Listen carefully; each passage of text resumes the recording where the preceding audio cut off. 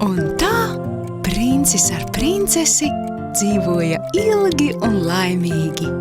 Viņiem netrūka ne laimes, ne mantas, graudi tiem krājās apcirkņos un spožas monētas arī. Kas spožas?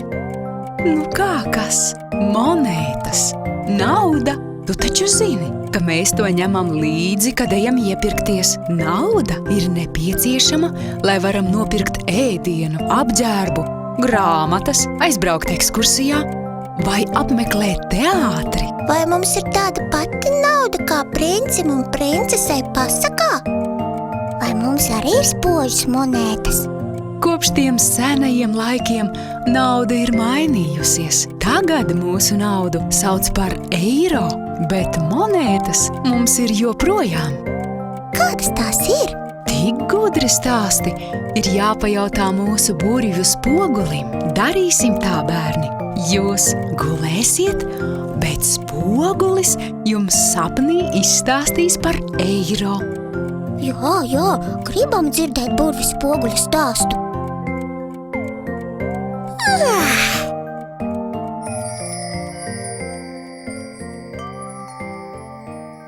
Ir papīra nauda un monētas.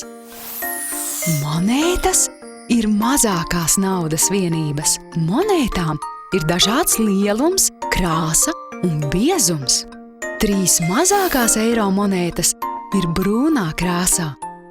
Tās ir 1, 2 un 5 eiro centu monētas. Nākamās, nedaudz lielākas eiro centu monētas ir dzeltenas. 1 un 2 eiro monētas ir divkrāsainas.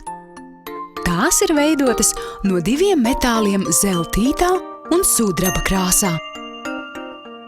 Bet papīra naudā krāsu ir vēl vairāk. Papīra naudu sauc par banknotēm. Skatieties!